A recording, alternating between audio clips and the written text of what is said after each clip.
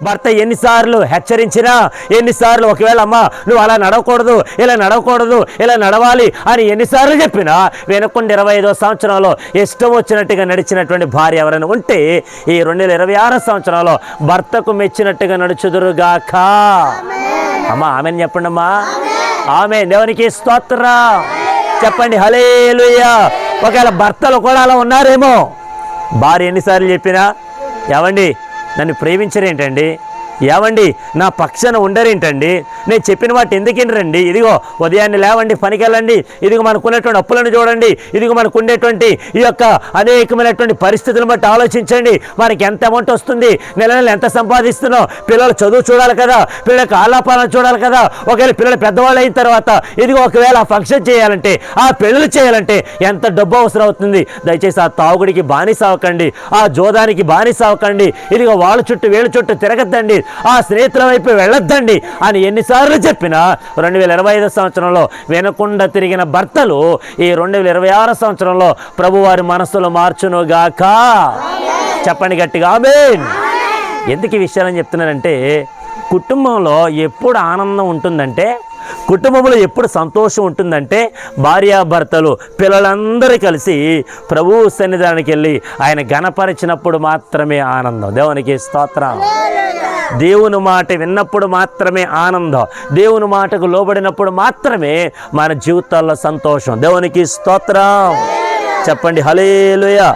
ఇక్కడ ఇర్మీయా గ్రంథకర్త మాట్లాడుతూ ఒక మాట అన్నాడు. ఏమో తెలుసా? ఇదిగో ఎవరైనాను ఆనందించాలంటే గనక, ఎవరైనాను ప్రభుని సంతోషపెట్టాలంటే ఇక్కడ రాస్తున్నటువంటి మాట 24వ వచనంలో, అతిశయించువాడు దేనిని బట్టి అతిశయింపవలనగా భూమి మీద కృప చూపుచు నీతి న్యాయములు జరిగించుచున్న యెహోవాను నేనే అని గ్రహించి. దేవునికి స్తోత్రం. హల్లెలూయా. మీరు ఎప్పుడైనా అనుకున్నారా 2026 సంవత్సరం నేను బ్రతుకుతానని ఎప్పుడైనా అనుకున్నారా? 2026 సంవత్సరం నేను బ్రతికి కొంతమందికి శుభాకాంక్షలు తెలియజేస్తానని ఎప్పుడైనా అనుకున్నారా? ఎందుకు చెప్తున్నానంటే, నాకు తెలిసినటువంటి బాగా మంచి సేవకులు హైదరాబాద్ మహానగరంలో చక్కటి పరిచర్య చేస్తున్నారు. ఆయన ఇంచుమించు ఒక డిసెంబర్ నెలంతా కూడా చాలా వరకు హార్ట్ ప్రాబ్లంతో చాలా బాధపడ్డారు. 31వ తారీఖు డిసెంబర్ నెల 31వ తారీఖు రాగానే, బాగా వినండి, ఈ 31వ తారీఖు రాగానే ఇంకా మరికొన్ని క్షణాల్లో, మరికొన్ని గంటల్లో 2026వ సంవత్సరం జనవరి నెల ఇంకా దొరబడుతుంది అనేటువంటి సందర్భంలో అనుకోకుండా హార్ట్ ప్రాబ్లం బాగా ఎక్కువైపోయింది. హార్ట్ పెయిన్ వచ్చింది, హార్ట్ అటాక్ వచ్చింది. ఆయన వెంటనే అక్కడికక్కడ కూలబడిపోయారు, అక్కడికక్కడికి మృతి నొందారు, చనిపోయారు ప్రభువులో. మంచి సేవకులు, ఇంచుమించు ఒక 800 నుంచి 1000 మంది విశ్వాసులు ఉంటారు ఆ సంఘంలో. 800 నుంచి 1000 మంది విశ్వాసాలకు వెళ్ళినటువంటి సేవకుడు ఒక్కసారిగా కూలబడిపోయారు, ఒక్కసారిగా కింద పడిపోయారు. ఏంటి ఏమైందని చూసేసరికి అప్పటికే ప్రాణం పోయిందంట. ఆయన ప్రభునందు నిద్రించారు సేవకులు. అనుకున్నావా ఈరోజు నువ్వు నేను మన కుటుంబంతో సంతోషంగా ఉంటామని ఎప్పుడైనా అనుకున్నావా? ఆయనను ప్రభు మనకి ఎందుకు ఇంత అవకాశం ఇచ్చాడు తెలుసా? ఆయనను బట్టి, ఆయనే కృపా మహిమలు చూపించేటువంటి దేవుడు, నీతి న్యాయములు జరిగించేటువంటి దేవుడు ఆయన ఒక్కడే అని ఎవరైతే గ్రహిస్తాడో వారి జీవితాల్లో నా ప్రభు ఆనందించే దేవుడిగా ఉన్నాడు. దేవునికి స్తోత్రం. గట్టిగా హల్లెలూయా చెప్పండి. హల్లెలూయా. ఎప్పుడైనా మనం మన పిల్లలను ఒక స్కూల్లో జాయిన్ చేయాలనుకోండి, ఎవరిని అడుగుతాం వెళ్ళి? మన ఇంటి పక్కోళ్ళు ఆ స్కూల్లో చదువుతూ ఉంటుంటే, ఆ పిల్లలు ఆ స్కూల్లో చదివిస్తూ ఉంటుంటే, ఆ పిల్లల దగ్గరకో ఆ తల్లిదండ్రుల దగ్గరికి వెళ్ళి, అమ్మ ఇదిగో మా పిల్లలని స్కూల్లో జాయిన్ చేయాలనుకుంటున్నామమ్మా, ఈ స్కూల్ ఎలా ఉంటుంది, మీ పిల్లలు చదువుకుంటున్నారు కదా, వాళ్ళు చదువు ఎలా ఉంది, బాగా చదువుకుంటున్నారా, మంచి సంస్కారంగా నేర్పిస్తున్నారా, అన్ని పలు విద్యల్లో బాగా ప్రావీణ్యత సంపాదిస్తున్నారా అని ముందుగానే ఆ పిల్లల దగ్గరకో ఆ పిల్లలు చదివించేటువంటి తల్లిదండ్రుల దగ్గరకో వెళ్ళి కొంచెం మనం ఏం చేస్తామంటే ఎంక్వైరీ చేస్తాం. చేయమా? మాట్లాడరేంటండి? ఎంక్వైరీ చేసి ఏం చేస్తాం? ఒకవేళ మనకు నచ్చింది అనుకో, కొంచెం ఫీజు మినహాయింపిస్తున్నారు అనుకో, తగ్గిస్తున్నారు అనుకో, ఆటోమేటిక్గా ఆ పిల్లలు వెళ్ళే స్కూల్లోనే మనం కూడా మన పిల్లల్ని, అంటే నేను ఎందుకు ఈ మాట చెప్తానంటే, ఒక స్కూల్లో పిల్లల్ని జాయిన్ చేయాలంటేనే ఎంక్వైరీ చేస్తున్నావే, నీ పిల్లల భవిష్యత్తు కొరకే నువ్వు ఇంత ఎంక్వైరీ చేస్తున్నావే, నీ పిల్లల యొక్క విద్యాబుద్ధుల కొరకే ఇంత ఎంక్వైరీ చేస్తున్నావే, మరి నిజమైన దేవుడు ఈరోజు నిన్ను నన్ను సజీవులుగా ఉంచాడంటే ఆ దేవుడు ఎంత మంచివాడో ఎంక్వైరీ చేసుకోవా? పెళ్లి చేసినప్పుడు ఏం చేస్తారో తెలుసా? అటు 7 తరాలు ఇటు 7 తరాలో మాట్లాడరేంటండి? రేపో మాపో మా యవనస్తులు కొంతమంది ఉన్నారు ఇక్కడ, దేవుడు వారికి అతి త్వరలో వివాహాలు జరిగించును గాక. అంటే ఇప్పుడు కాదులేండి, జాబ్ వచ్చిన తర్వాత. దేవునికి స్తోత్రం. ఇప్పుడు ఆమెనన్నారు ఎవరు? ఆమె. దేవునికి స్తోత్రం. మా వాళ్ళందరూ జాబ్ చేయాలి. ఆమెన్. ఆడపిల్లలందరూ ఎప్పుడైతే తమ కాళ్ళ మీద వాళ్ళు నిలబడతారో అప్పుడు ఒక విలువ ఈ రోజులను బట్టి. అవునా కాదా? అని మీరు కూడా జాబులు చేశారమ్మా? ఓకే, దేవునికి స్తోత్రం. అమ్మా 2 చేతులు పైకెత్తి స్తోత్రాలు చెల్లిద్దాం. హల్లెలూయా. బాగా వినండి. ఇప్పుడు ఈ యొక్క నూతన సంవత్సరంలో మనం అడుగు పెట్టామంటే 2026 సంవత్సరంలో జనవరి మాసం 14వ తారీఖు వరకు మనం బ్రతుకున్నామంటే గల కారణం దేవుని కృప మాత్రమే. దేవునికి స్తోత్రం. ఆ కృప ఎవరిస్తున్నారో తెలుసా? నజరేయుడైనటువంటి దేవుడు మన కొరకు తన కృపను విస్తరింపజేస్తూనే ఉన్నాడు. దేవునికి స్తోత్రం. 117వ సంకీర్తన 1వ వచనంలో యెహోవా కృప మన ఎడల హెచ్చుగా ఉన్నది. దేవునికి స్తోత్రం. హల్లెలూయా. అసలు ఇంత కృప విస్తరింపజేసినటువంటి దేవుడి గురించి తెలుసుకోవా? ఆయన ఎటువంటి వాడో గ్రహించవా? నీకు బాధకు వచ్చినప్పుడు, లేదంటే శ్రమ వచ్చినప్పుడు, కష్టం వచ్చినప్పుడు ఆయన సన్నిధానికి చేరి, ప్రభువా నాకు ఈ బాధ ఉంది నాయన, నాకు ఈ కష్టం ఉంది ప్రభువా, నన్ను చూడు నాయన, నన్ను సంరక్షించు ప్రభువా, నాకు ఆరోగ్యమేమి నాయన, నా పిల్లల చదువుల విషయంలో, నా పిల్లల జాబు విషయంలో, నా పిల్లల పెళ్ళిళ్ళ విషయంలో, అన్ని విషయాల్లో నీ కృపను తోడించయ్యా అని ప్రార్థన చేయించుకుని వెళ్ళిపోతాం. మరలా సంవత్సరం తర్వాత మళ్ళీ చర్చిలో కనబడతాం. ఇదేనా భక్తి? ఇదేనా భక్తి? దేవునికి స్తోత్రం. గట్టిగా హల్లెలూయా. శ్రమ వచ్చినప్పుడు, కష్టం వచ్చినప్పుడు కాదు భక్తి చేయాల్సింది, ప్రార్థన చేయాల్సింది. మనం ఎప్పుడు ప్రార్థించేవారిగా ఉండాలి. దేవునికి స్తోత్రం. ఎందుకంటే ఆయన ఎప్పుడు కూడా మన పట్ల కృప చూపించడం మానలా. ఆమేన్, ఆమేన్. ఒకవేళ మన పొరుగువారు మనకి ఏదైనా కొంచెం ఆ కూర వండుకొని మనకి ఏదైనా కొంచెం సహాయం చేసి ఏదైనా ఒక కూర వంటకం వేశారనుకోండి, కొంచెం కూర వేసిన తర్వాత మనం ఏం చేస్తాం? రేపు మనం వండుకున్న తర్వాత వాళ్ళు ఇచ్చారు కాబట్టి ఇత్తనం. ఒకవేళ ఎవరో ఏదో మాట చెప్పి మన మీద ఏదో ఒక మాట చెప్పేసరికి ఆ మాట వాళ్ళు నమ్మి మనకి రోజు ప్రేమించేటువంటి వాళ్ళు, పలకరించేటువంటి వాళ్ళు, ఆప్యాయత చూపించేటువంటి వాళ్ళు ఒక్కసారిగా మనతో పలకరించడం మానేశారు అనుకోండి, మనకి ఏమనిపిస్తుంది? అయ్యో మనటి వరకు బాగానే ఉంది, కానీ ఎందుకు ఏమైందో తెలియదు, కానీ మన ఇంటి పక్క చుట్టూ కూడా రావట్లేదండి, ఆవిడ మనతో మాట్లాడట్లేదండి, ఆయన వాళ్ళకి ఎందుకు కూర వేయడం, వాళ్ళు వేయట్లేదు కదా, మనం తర్వాత వేద్దాంలే అని మనం ఏం చేస్తాం? దేవునికి స్తోత్రం.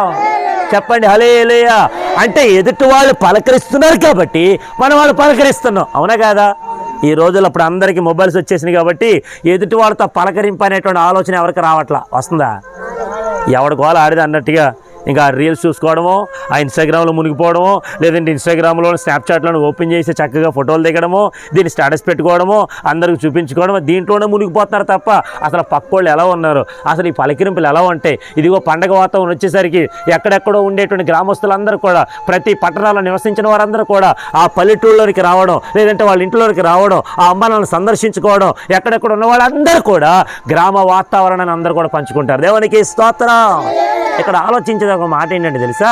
పండగలు వచ్చినప్పుడే చుట్టాలు వస్తున్నారంటే పండగ వెళ్ళిపోయిన తర్వాత చుట్టాలందరూ, నా దేవుడు పండగ వాతావరణం ఇచ్చేటువంటి వాడు కాదు, చుట్టాలు వచ్చినప్పుడు వచ్చే దేవుడు కాదు. ఆయన ప్రతి నిమిషం ప్రతి క్షణం నీ చుట్టూ నా చుట్టూ కంచి వేసే దేవుడు. దేవునికి స్తోత్రం. తన కృపని విస్తరింపజేసే దేవుడు. దేవునికి స్తోత్రం. ఆయన ఎప్పుడు మనం మర్చిపోలేదండి. మర్చిపోయాడా? ఆయన ఎప్పుడు మర్చిపోలేదు. ఫర్ ఎగ్జాంపుల్, ప్రతిరోజు కొట్టుకునేటువంటి గుండు రోజుకి ఇంచుమించు నిమిషానికి 72 సార్లు కొట్టుకుంటుందంట. చెప్పండి అమ్మా, నిమిషానికి ఎన్ని? మనకి ఎన్ని నిమిషాలు? 60 నిమిషాలు. గంటకి ఎన్ని నిమిషాలు? 60 నిమిషాలు. రోజుకి ఎన్ని గంటలు? 24 గంటలు ఇంటూ 72 వేసుకోండి. నిమిషానికి 72 కదా, అలా 24 గంటలు ఇంటూ 60 నిమిషాలు వేసుకోండి. ఇంచుమించు కొన్ని వేల సార్లు, కొన్ని లక్షల సార్లు గుండు కొట్టుకుంటుందంట. ఆమెన్. ఇది ఎప్పుడైనా కొంచెం అమ్మ ఈరోజు నేను బాగా అలసిపోయాను కొట్టుకొని కాసేపు రెస్ట్ తీసుకుంటాను అని చెప్పి గుండు కొట్టుకోవడం మానేసింది అనుకో, నేనేం చేస్తారు? పరదేశులమో ప్రియులారా మనమిక పురమీది కాదిప్పుడు నిజముగా. ఈ పురం మన కాదు, మన భూమిలో పాతి పెడతారు. దేవునికి స్తోత్రం. చెప్పండి హల్లెలూయా. ఒక్క క్షణం గుండు కొట్టుకుంటేనే మనం సంపాదించిన ఆస్తిపాస్తులన్నీ కూడా మొత్తం. దేవునికి స్తోత్రం. మరి ఏ ఒక్క రోజు కూడా గుండె రెస్ట్ తీసుకోదు కదా, నీ కొరకు పని చేస్తుంది. నీలో ఉండేటువంటి ఆ బ్లడ్, ఆ సర్క్యులేషన్ని ఈ గుండె కొట్టుకుంటూ ఆ బ్లడ్ సర్క్యులేషన్ ఇస్తూ అది ఎంతగానో మన జీవితాన్ని ఎంతగానో నిలబెట్టడానికి ఆ గుండె ప్రతిరోజు పని చేస్తుంది. దేవునికి స్తోత్రం. ఇక్కడ ఆలోచించదగిన ఒక మరో మాట ఏంటంటే, ఈ గుండె కొట్టుకుంటూ మన జీవితాన్ని ఎలాగైతే నిలబెడుతూ ఉందో ఆ గుండె కొట్టుకోమని ఆజ్ఞాపించిన వాడు నజరేయుడైన దేవుడు. దేవునికి స్తోత్రం. ఆ గొప్ప దేవుడు ఒక్కడే మనకెంత ఆరోగ్యాన్ని ఇచ్చాడు, ఎంత బలమని ఇచ్చాడు, ఎంత శక్తిని ఇచ్చాడు. రోజు ఉదయకాలంలో లేచి వాళ్ళు పని చేసుకోను, లేదంటే రేపు పొద్దున, లేదంటే ఆడపిల్లలను, లేదంటే ఇంటి పిల్లలను అందరూ కూడా వాళ్ళందరికీ చక్కగా క్యారేజీలు ఏర్పాటు చేసి వాళ్ళు స్కూల్కి పంపించి మరలా ఇంటికి వచ్చిన తర్వాత మనం వాళ్ళ బట్టలు ఉతికి ఇంట్లో యజమానుడు వెళ్ళి వచ్చిన తర్వాత అసలు ఎన్ని రకాలుగా మనం పని చేస్తున్నాం అంటే ఆ పని భారం అంతటిని మోసేటువంటి దేవుడు మనకు తోడుగా ఉన్నాడు. దేవునికి స్తోత్రం. గట్టిగా హల్లెలూయా. అందుకే ఆయన కృప చూపే దేవుడు. ఆమేన్. ఆయన ఎలా ఉంటాడంట? కృప చూపే దేవుడు. అప్పుడప్పుడు భార్యలకు కోపాలు వస్తాయి. భార్య కోపం వచ్చినప్పుడు చూడాలి భర్తకి ఎటువంటి అన్నం పెడతారు. అన్నం శివుడు చేయడమో, లేదంటే కూరలు ఉప్పు ఎక్కేయడమో, కారం ఏంటమ్మాయి నిన్నలాగా లేదేంటి? అవునులే నిన్నలాగా అన్నీ ఉంటాయండి, మీరు ఉన్నారేంటి? దేవునికి స్తోత్రం. చేతుల పైకి ఇద్దామ్మా. హల్లెలూయా చెప్పండి. హల్లెలూయా. నేను భీమవరం పట్టణం నుంచి వచ్చి మీ కొరకు ఇంత గట్టిగా అర్థం. మీరు హల్లెలూయా. పాస్టర్ గారు చెప్పుకోండి. పాస్టర్ గారు దేవునికి స్తోత్రం. భార్య కోపం వచ్చినప్పుడేమో ఇంట్లో ఉన్న వంటకాలన్నీ కూడా చాలా రకరకాలుగా వండుతూ ఉంటారు, కానీ ఒక్కడు కూడా తినబుద్ధి కాదు. భర్త కోపం వస్తే ఒక దెబ్బ కొడతాడేమో, ఒక మాట అన్నాడేమో. నేను అంటాను, మరి భార్యకో భర్తకో కోపం వస్తే మరలా కలుస్తున్నారుగా, మరలా ప్రేమ చూపిస్తున్నారుగా, మరలా కలిసిపోయి అన్యోన్య దాంపత్య జీవితాన్ని కొనసాగిస్తున్నారు కదా. ఒకవేళ అటువంటి అసహనం, అటువంటి కోపాలు, తాపాలు నా దేవుడికి వస్తే మనం బ్రతకగలమా? మనం జీవించగలమా? మనం బట్ట కట్టగలమా? మనం ఆరోగ్యంగా ఉండగలమా? మరి నా దేవుడికి కోపం తెప్పించేటువంటి కార్యాలు 2025 సంవత్సరంలో ఎన్ని చేసి ఉంటామో, ఎంతగా బాధ పెట్టుంటామో, ఎంతగా ఆయన యొక్క నామాన్ని దూషించుంటామో. దేవుని సన్నిధికి రమ్మని కానీ, దేవుని యొక్క ప్రార్థనకి రమ్మని కానీ, ఆయన యొక్క సన్నిధిలో ఉండమని కానీ మనం ఉండలేక అటు ఇటు పరిగెత్తుతూ అటు ఇటు సాగిపోతూ దేవుని యొక్క సన్నిధిలో ఉండలేక ఆ సమయాన్ని కూడా ఎక్కడెక్కడో ఖర్చు చేస్తూ ఉన్నామేమో. దేవునికి స్తోత్రం. చెప్పండి హల్లెలూయా. ఆయనను తన కృపను మన పట్ల విస్తరింపజేస్తూనే ఉన్నాడు. ఆమేన్. చెప్పండి ఆమేన్. ఆయన మంచి దేవుడు. నా యేసు ఒక్కడే మంచి దేవుడు. ఈ రోజున నువ్వు ఎవరిని ఆరాధిస్తున్నావో, ఎవరికి అనేక రకాలుగా దోపార్తులు అర్పిస్తున్నావో, ఎంతగా ఘనకార్యాలు జరిగిస్తూ ఉన్నావో, అక్కడికి ఇక్కడికి వెళ్ళి ఎంతగానో ఆ దేవుడు అని చెప్పి ఎవరైతే పూజిస్తున్నావో ఆ నిజమైన దేవుడు యేసు ప్రభు ఒక్కడే. ఆయనే మన కొరకు గొప్ప కార్యాలు చేశాడు. దేవునికి స్తోత్రం. మన జీవితాన్ని నిలబెట్టాడండి. ఇంకో మాట చెప్పనా, ఈరోజు సంక్రాంతి పండుగ అనుకున్నాం. సంక్రాంతి పండుగ అందరిది. ఆమేన్. అది ఒకళ్ళది, లేదంటే వాళ్ళది వీళ్ళది కాదు, అందరి పండుగ. ఏంటా పండుగ? సంక్రాంతి పండుగ మరొక పేరుంది. ఏంటో తెలుసా? కోతకాల పండుగ. ఏంటంట? కోతకాల పండుగ అంటే ఏంటి? ఇప్పుడు మనం ఎప్పుడైతే చేలలో వేసి ఆ దున్నిన తర్వాత చక్కగా విత్తనాలు వేసి ఆ విత్తనాలు బాగా ఎదిగిన తర్వాత ఆ పంట చేతికి వస్తా చూసారా? ఆ పంట చేతికి వచ్చిన తర్వాత చక్కగా కోత కోసి ఆ పంట అంతా కూడా అమ్మేసి ఆ డబ్బులు చేతి పట్టుకొని ఆ రైతు యజమానుడు ఇంటికి వచ్చినప్పుడు ఇంటిల్లి పాదంతా కూడా సంతోషంతో చెప్తారు, రే ఈరోజు నేను పంట వేసినటువంటి ఆ పంట నా చేతికి వచ్చిందిరా, నేను సంతోషపడ్డాను రా, ఇదిగో ఇన్ని బస్తాలు పండిందిరా, ఇన్ని బస్తాలకి ఇన్ని వేలు వచ్చినాయిరా, రండిరా పార్టీ చేసుకుందాం, మరి అందరూ కూడా ఎంజాయ్ చేద్దాం అని చెప్పి ఇంటిల్లి పాదందరిని పిలుస్తారు చూసావా? అదే ఈ పండగ. దేవునికి స్తోత్రం. ఎక్కడెక్కడో ఉండేటువంటి కోడళ్ళు, కొడుకులు, మనవాళ్ళు, మనవరాళ్ళు అందరూ కూడా వచ్చేస్తారు. చక్కగా అరిసెలు వండుకోవడము, తర్వాత జంతువులు వండుకోవడము, బూరెలు వండుకోవడము, కచ్చికాయలు వండుకోవడము, రకరకాల పిండి వంటలన్నీ చేసుకుంటారు. దేవునికి స్తోత్రం. దీన్ని మనోళ్ళందరూ ఏం చేస్తారంటే లోకాచారంగా అనేక రకరకాలన్నీ తీసుకొచ్చి దాంట్లో కలిపేశారు. తప్పది. దేవునికి స్తోత్రం. చెప్పండి హల్లెలూయా. కోతకాల పండుగ, సంక్రాంతి పండుగ అందరూ జరుపుకునే పండుగ. దేవునికి స్తోత్రం. మరి నేను అంటాను, మరి ఈ కోతకాల పండుగలో నీ కుటుంబం అంతా చేరి సంతోషిస్తుంది. అదే కుటుంబం నిజ దేవుడైనటువంటి యేసు ప్రభుని ఎందుకు తెలుసుకోవట్లేదు? నిజ దేవుడు నేను యేసు ప్రభు దగ్గరికి ఎందుకు రావట్లేదు? ఆయన అందరికీ దేవుడు. దేవునికి స్తోత్రం. యేసుక్రీస్తు అందరికీ ప్రభువు. ఆయన క్రైస్తవులకే దేవుడు కాదు, లేదంటే ప్రభు నమ్మినటువంటి వారికే దేవుడు కాదు, ఆయన అందరికీ దేవుడు. దేవునికి స్తోత్రం. అందుకని యోహాను సువార్త 3:16 దేవుడు లోకముని ఎంతో, లోకంలో ఉన్నవాళ్ళు క్రైస్తవులు ఒక్కలే ఉన్నారా? దేవుడు నమ్మిన వాళ్ళు ఒక్కలే ఉన్నారా? మిగతా వాళ్ళు ఎవరు లేరా? అన్ని రకాల మనుషులు ఉన్నారు. ఆమేన్. తెల్లోళ్ళు ఉన్నారు, నల్లోళ్ళు ఉన్నారు, చామంచాయలు ఉన్నారు. ఇంకా ఎవరు అన్నారంట నల్లోళ్ళు నల్లోళ్ళే చేసుకోవాలంట, తెల్లోళ్ళు తెల్లోళ్ళే చేసుకోవాలంట. అలాగైతే మరి నాకు దేవునికి స్తోత్రం చెప్పరేంటి గట్టిగా హల్లెలూయా. గమనించేదేమో మాట ఏంటంటే దేవుడు ఎక్కడెక్కడో పుట్టిన వారిని ఒకటి చేస్తాడండి. ఆమేన్. అంటే అర్థమైంది మన అందరం ఒకటే. దేశం అంటే మట్టి కాదు, దేశం అంటే మనుషులు. ఇప్పుడు నువ్వు దేశంలో ఉన్నావంటే మనిషివేగా. మరి మనిషి అయితే దేశం గురించి ఏమో తెలుసా? మీ దేశం ఏంటండి? మా దేశం అండి. మా దేశమేనండి. ఏ దేశం? మా దేశమే. ఏది ఆ దేశం పేరేంటమ్మా? మా దేశమే. ఏ దేశం పేరు కూడా తెలియదు. దేవునికి స్తోత్రం చెప్పండి గట్టిగా. ఎవరు అన్నారంట కొత్తగా పెళ్ళి అయినప్పుడు మాత్రమే భర్త పేరు గుర్తుంటుందంట, తర్వాత గుర్తుండదు. ఎందుకు? కొత్తగా పెళ్ళైన తర్వాత గుమ్మలు అడిపెట్టినప్పుడు మీ ఆయన పేరేంటి అని అడుగుతారు కదా, అప్పుడే గుర్తెట్టుకోండి, తర్వాత ఏం గుర్తుండదు. దేవునికి స్తోత్రం. ఎందుకంటే భర్తని ఇంకెప్పుడు కూడా పేరెట్టి పిలవదావిడి. ఎందుకంటే ఏవండి, శివండి, ఎక్కడున్నారు? దేవునికి స్తోత్రం చెప్పండి హల్లెలూయా. ఎందుకు ఈ విషయాన్ని మీతో జ్ఞాపకం చేస్తున్నానంటే నిజ దేవుడైనటువంటి యేసు ప్రభు మన జీవితాల్లో 2025 సంవత్సరం మొదలుకొని ఇదిగో ఈ 2026 సంవత్సరం వరకు మనల్ని కాపాడుతూ వచ్చాడు. దేవునికి స్తోత్రం. మనకు కృపను విస్తరింపజేశాడు. దేవునికి స్తోత్రం. ఆయన ఎప్పుడు మళ్ళీ మర్చిపోలేదు. అందు నిమిత్తమే ఇదిగో ఈ 2026 సంవత్సరంలో ప్రభు కొరకు సాక్షిగా బ్రతుకుదుముగాక, ఆయన కొరకు సాగిపోదుముగాక, ఆయన రాకడను అనేక మందికి తెలియజేయదుముగాక, ఆయన సువార్తను అంతటా ప్రకటించదుముగాక.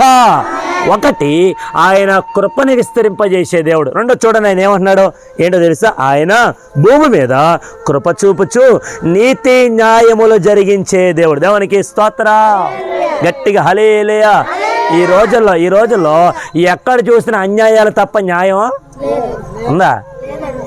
ఎక్కడ చూసిన అన్యాయమే, దౌర్జన్యమే, ఎక్కడ చూసిన మానభంగాలే, ఎక్కడ చూసినటువంటి అనేకమైనటువంటి పరిస్థితుల్లో యవనస్తులందరూ కూడా కనుమరుగైపోతున్నారు.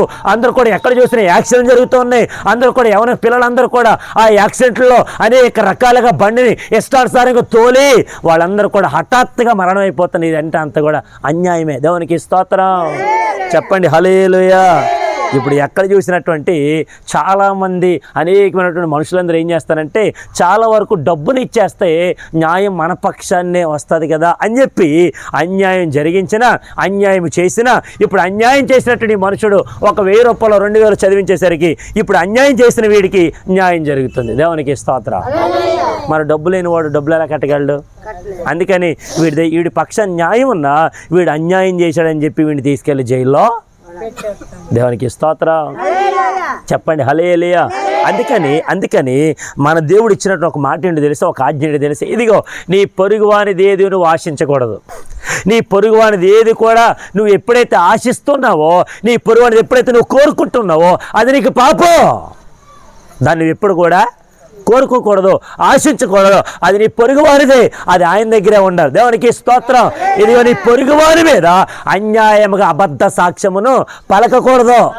ఎవరో డబ్బులు ఇస్తే ఎవరే వాళ్ళందరూ మన మీదకి కొంచెం అన్యాయంగా మాట్లాడుతున్నారా, నువ్వేం చేస్తావంటే వాళ్ళు న్యాయంగానే మాట్లాడినా కానీ నీకు కొంచెం డబ్బు ఇస్తాను చెప్పి ఆ డబ్బును వాడికి ఇచ్చిన తర్వాత వాడు ఏం చెప్తాడు ఆ పక్షంగా నడుస్తాడు. ఆమె వాడు ఏం చెప్పి నేను మాట్లాడతాడు. ఒరే వాడిని కొట్టాడని చెప్పాలరా, ఎస్ కొట్టకపోయినా కొట్టాడు అంటాడు, తిట్టకపోయినా తిట్టాడు అంటాడు. ఒకవేళ నా భార్యని ఏదో అన్నాడు అనకపోయినా. దేవునికి స్తోత్రం. ఈ రోజున ఎన్ని రకాల కేసులన్నీ కూడా పెండింగ్లో ఉన్నాయంటే ఇవన్నీ కూడా అన్యాయముగా చాలామంది నశించిపోతా ఉన్నారు. న్యాయం జరగట్లా. కానీ ఇక్కడ గమనించండి, నీతి న్యాయములు జరిగించే దేవుడు మనకు తోడుగా ఉన్నాడు. దేవునికి స్తోత్రం.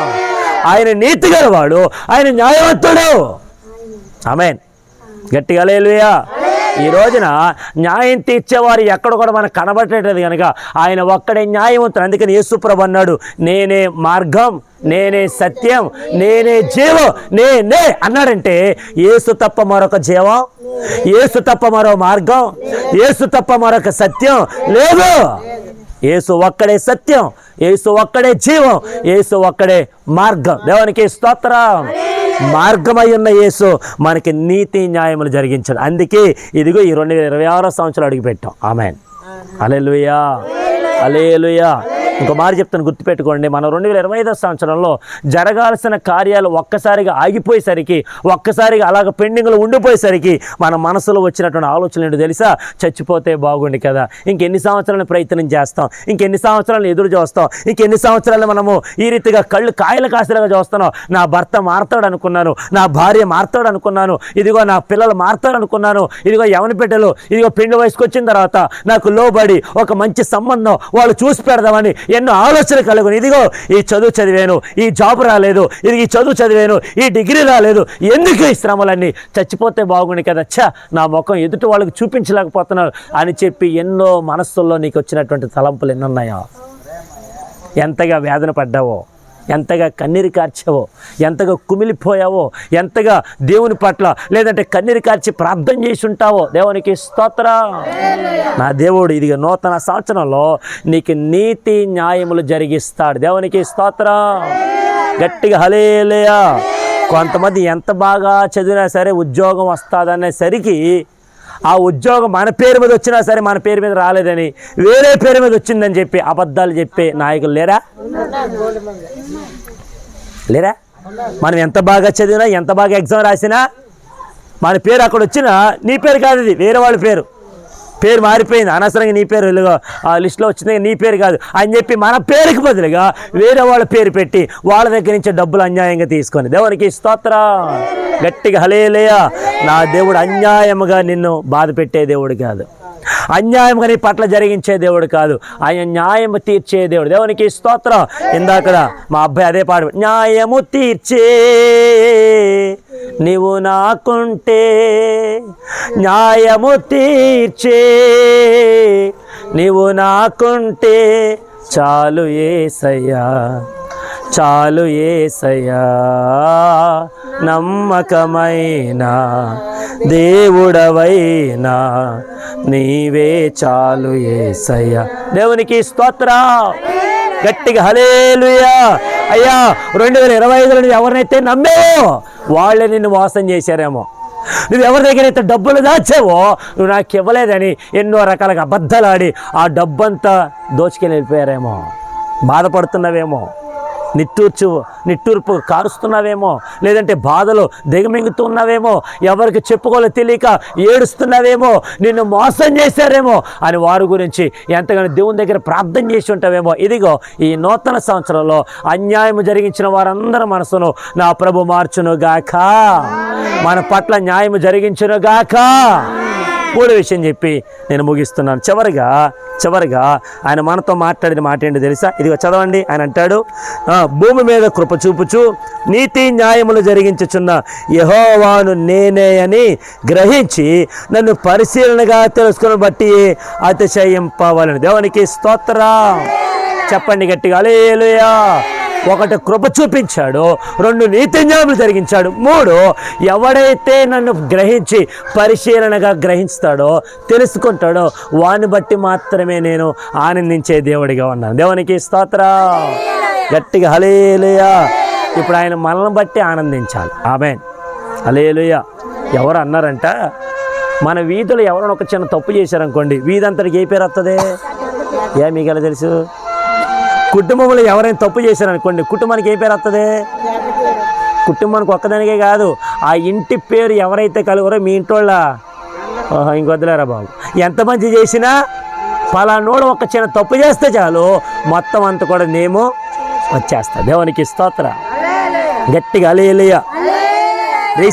రీసెంట్గా మన ఇండియా భారతదేశానికి ఒక బ్రౌంజ్ మెడల్ తీసుకొచ్చింది ఒక ఆమె, ఒక సహోదరి. ఆ సిస్టర్ ఎప్పుడైతే బ్రౌంజ్ మెడల్ తీసుకొచ్చిందో అప్పటికే ఇంట్లో ఉన్న వాళ్ళందరూ కూడా చాలామంది చేదరించుకుంటారంట, అసలు మీకు తినడానికి తిండి లేదు, మీ పిల్లల్ని యాత్లెట్ చేస్తావా, అటువంటి ప్రయోజకులు చేస్తావా, ఆడపిల్లని అంత దూరం పంపించడం ఏంటి, ఆడపిల్ల ఎదిగిన తర్వాత పెళ్లి చేయొచ్చు కదా, ఆ పెళ్లి చేసి పంపించేస్తే నీకు గౌరవం ఉంటుంది కదా, నీకు మర్యాద ఉంటుంది కదా అని చాలామంది ఆ తల్లిదండ్రులు చాలా వరకు ఎన్నో మాటలు అన్నారంట. అయినను అవన్నీ దిగమింగి వాటన్నిటిని పక్కన పెట్టి తన పిల్లల విషయంలో తినకో ఎంతో కొంత దాచిపెట్టినటువంటి అమౌంట్ చేత ఆ బిడ్డని ఎంతగానో ప్రయోజకురాలను చేశారు ఆ తల్లిదండ్రులు. దేవునికి స్తోత్రం. ఇప్పుడు ఆ బిడ్డ ఏం చేసిందో తెలుసా? నేషనల్ వైడ్గా ఎంతగానో చక్కగా ఆడి గెలుపొంది ఒక బ్రౌంజ్ మెడల్ భారతదేశానికి తీసుకొచ్చింది. దేవునికి స్తోత్రం. ఎవరైతే అన్ని మాటలు అన్నారో ఒకసారిగా కుమార్తె భారతదేశానికి బ్రౌంజ్ మెడల్ తీసుకురాగానే ఆ ఎమ్మెల్యేలు, ఎమ్మెల్సీలు, పెద్ద పెద్దలందరూ కూడా ఆ గుమ్మం దగ్గరికి రావడం, అయ్యా మీ అమ్మాయ, అయ్యో మీ పాప ఇంత బాగా ఆడిందా, ఇంత బాగా ప్రయోజకురాలను చేసావా, అసలు మీరు ఎంత మంచి కుటుంబం అండి అని అందరూ ప్రేమిస్తూ ఉంటుంటే ఎవరైతే ఎన్ని మాటలు అన్నారో వాళ్ళందరూ దూరంగా ఉన్నారంట. దేవునికి స్తోత్రం. చెప్పండి హల్లెలూయా, గట్టిగా హల్లెలూయా. నేను ఎందుకు ఈ మాటలు చెప్తాను? ఎవడు ఏమైనా అనుకోండి, మనం నమ్మిన దేవుడి గురించి చెప్పేవారికి ఉండాలి. దేవునికి స్తోత్రం. మనం నమ్మిన దేవుడు నిజమైన దేవుడు అండి. ఎవడి గురించి భయపడాలని అవసరం లేదు. ఆమేన్, హల్లెలూయా. మీ పిల్లలు చదివితే మీకు ప్రయోజనకరం, మీ పిల్లలు మంచి భవిష్యత్తుకి వస్తే మీకు ప్రయోజనకరం, అందుని బట్టి మీ యొక్క ఇంటిల్లిపాదికి ప్రయోజనకరమే. అలాగైతే ఇదిగో నిజమైన దేవుడిని నమ్మినటువంటి నేను ప్రకటిస్తున్నటువంటి నాకును, ప్రకటించబడుతున్నటువంటి మీకును ప్రయోజనకరంగా నా ప్రభు మార్చును గాక. గట్టిగా హల్లెలూయా చెప్పండి, హల్లెలూయా. ఇప్పుడు ఆ ఇంటి వాళ్ళందరూ కూడా తినటానికి తిండి లేక చాలా ఆర్థిక సమస్యలతో, ఆర్థిక ఇబ్బందులతో వాళ్ళు ఎంతగా బ్రతుకుతున్నప్పటికైనా కుమార్తెను మాత్రం ప్రయోజకురాలుగా చేశారు. దేవునికి స్తోత్రం. ఒలింపిక్స్లో ఆడాలనేదే అమ్మాయి కోరిక అంట.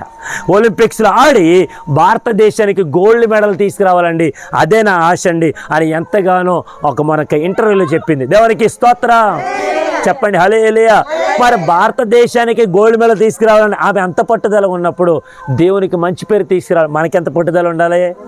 ఆమేన్, గట్టి హల్లెలూయా. ఆడపిల్ల పెళ్లి చేసినప్పుడు ఏమంటారు? అమ్మాయి పుట్టింటికి మెట్టినింటికి మాట్లాడరు మీరు, ఆడపిల్లలు కాదా? పుట్టినింటికి మెట్టినింటికి నువ్వు ఎలాగైనా బ్రతుకు, ఇదిగో మీ ఆయన కొడుతున్నాడు వచ్చేయ్, తట్ట బుట్ట సర్దుకొని వచ్చే మన ఇంటికి, ఏం పర్లా అంటారా? అమ్మ అత్తమేమన్నా అమ్మ అన్నదని ఆలోచించుకొని ఏం మాట్లాడుకుంటూ తగ్గించుకో అంటారా? అతను ఎదిరించో నిన్ను అంటదా? ఇలాగంటదా? మీ ఆయన కొడుతున్నాడా వచ్చేయ్. దేవునికి స్తోత్రం. చెప్పండి అమ్మా, గట్టిగా హల్లెలూయా. అలాగంటే కనుక అది ఆదర్శ కుటుంబమేనా? అసలు అటువంటి పిల్లలను ఆ రీతిగా పెంచుతారు ఎవరైనా? దేవునికి స్తోత్రం. చెప్పండి హల్లెలూయా. ఎందుకు ఈ విషయాన్ని చెప్తున్నానంటే మనం నమ్మిన దేవుడు నిజమైన దేవుడు. మళ్ళీ చెప్తున్నాను, నిజమైన దేవుడు. ఆయన అబద్ధమాడే దేవుడు కాదు, వదిలిపెట్టి వెళ్ళిపోయే దేవుడు కాదు, మన కొరకు ప్రాణం పెట్టి తిరిగి లేచిన దేవుడు. ఎవరైనా ఉన్నారు ఈ లోకంలో? మన కొరకు ప్రాణం పెట్టిన భర్త కూడా ప్రాణం పెట్టడు కదా, భార్య అస్సలు ప్రాణం పెట్టదు కదా, పిల్లలు మన కడుపును పుట్టిన పిల్లలు కూడా నవమాసాలు మోసి కనిపించిన పిల్లలు అర్ధాంతరంగా ముసలతనం రాగానే అర్ధాంతరంగా ఎక్కడే వదిలేస్తారు వాళ్ళందరినీ? రోడ్డు మీద. దేవునికి స్తోత్రం. ఈ రోజున టీవీలో మొబైల్లో ఒక ఆర్టికల్ చూశాను. ఆ మొబైల్లో వచ్చేటువంటి ఒక చిన్న వీడియో ఏంటంటే ఆయన దగ్గరికి వెళ్ళి ఇంటర్వ్యూ చేస్తున్నాక ఆయన, అయ్యా మీ పేరు ఏంటంటే పలానా అండి. అయ్యా మీరేంటి ఇక్కడ ఉన్నారంటే మా పిల్లలే కారణం అండి. ఏం చేశారే మీ పిల్లలు అంటే అర్ధాంతరంగా నన్ను ఇక్కడ వదిలేశారండి. రిక్షా తొక్కి పిల్లలను పెద్ద చేసి వాళ్ళకి పెళ్ళిళ్ళు చేసి వాళ్ళు ఎంతగానో ప్రయోజకులు చేస్తే కోడలు ఏం చేస్తుందో తెలుసా? ఇంట్లోనికి తీసుకురాకుండా వీధి గుమ్మం దగ్గర తీసుకొచ్చి ఇదిగో అక్కడే ఉండు లోపలికి అడిగట్టు ఇలా చెప్పి ఇలా ఇసిరేస్తుందంట అన్నం, ఇలా ఇసిరేస్తుందంట అన్నం.